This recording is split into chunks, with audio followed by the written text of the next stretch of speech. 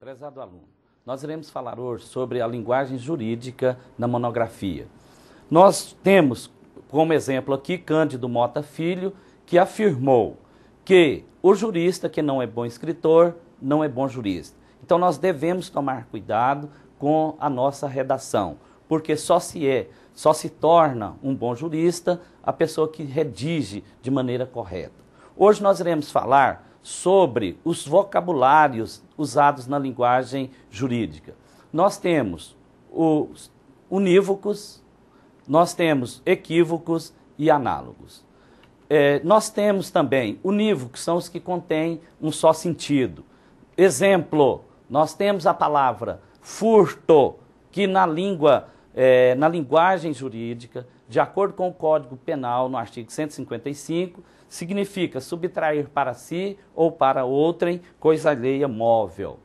Já a palavra roubo, conforme previsto no artigo 157 do Código Penal, é subtrair coisa alheia móvel para si ou para outrem, mediante grave ameaça ou violência à pessoa.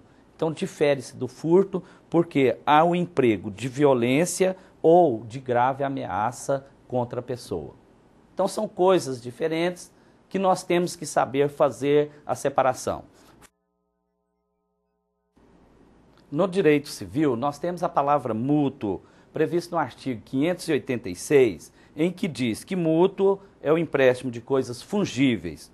O mutuário é obrigado a restituir ao mutuante o que dele recebeu, em coisas do mesmo gênero, qualidade e quantidade. Portanto, nós temos a palavra coisas fungíveis, que significam que são aquelas que podem ser substituídas por outras do mesmo gênero, da mesma quantidade e da mesma qualidade, que é diferente do comodato, também previsto no Código Civil, no artigo 579, que é o empréstimo gratuito de coisas não fungíveis. Portanto, já é o contrário, são coisas que não podem ser substituídas por outra da mesma qualidade, gênero ou quantidade, conforme previsto no artigo 576.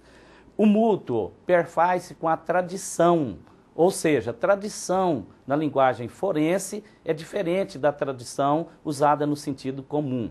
Tradição em direito é a entrega da coisa, é o repasse da coisa à pessoa. Ao passo que nós temos a palavra tradição, que é coisa comum, coisa tradicional. São ainda unívocas as palavras abrogar, que significa revogar totalmente uma lei.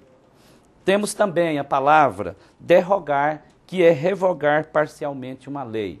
E repristinar, que significa volta ao passado, volta ao antigo. E na linguagem jurídica nós temos também as palavras equívocas, que são palavras que têm vários significados, que têm uma plurissignificação. E temos como exemplo as palavras sequestrar. Olha, sequestrar no direito penal tem um significado, ao passo que no direito civil tem outro significado. No direito processual civil é apreender juridicamente bem em litígio, conforme previsto no artigo 822 e seguintes do CPC.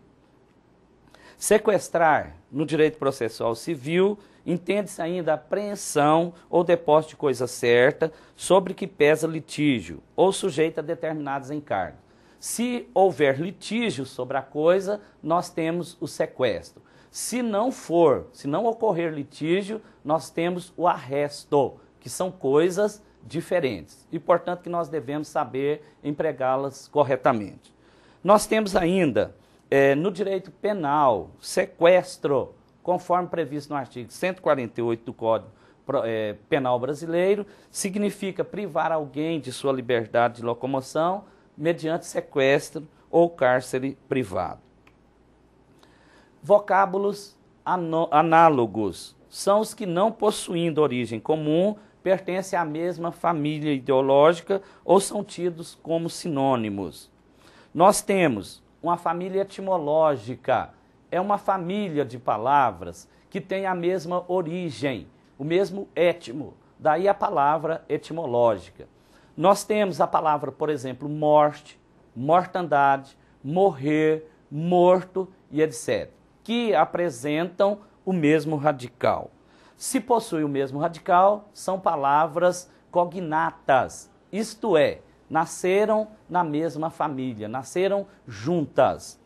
Nós temos ainda a família ideológica. A família ideológica caracteriza-se pela presença da mesma significação, mas não tem o mesmo radical. Nós temos a palavra casa, a palavra lar, a palavra moradia, a palavra habitação, a palavra mansão. Não sois dignos que entreis em minha mansão. Olha, mansão no sentido de casa, de moradia, de habitação. E não como hoje nós temos a palavra mansão como casa muito bonita, casa muito grande, casa muito confortável. Portanto, são palavras que se unem pela mesma ideia e não pelo mesmo radical. Nós temos ainda as palavras, por exemplo, resolução, que é a dissolução de um contrato, de um acordo, de um ato jurídico. Ela é escrita de forma semelhante à resilição, mas resilição é a dissolução pela vontade dos contraentes. E nós temos a rescisão dos contratos, que é a dissolução por lesão do contrato. A linguagem jurídica, portanto, ela deve ser como uma linguagem comum, clara, objetiva, ela deve ser usada com terminologia adequada ao assunto tratado. Nós devemos usar os termos adequados, a terminologia adequada. Então, por hoje, nosso assunto é esse e até breve.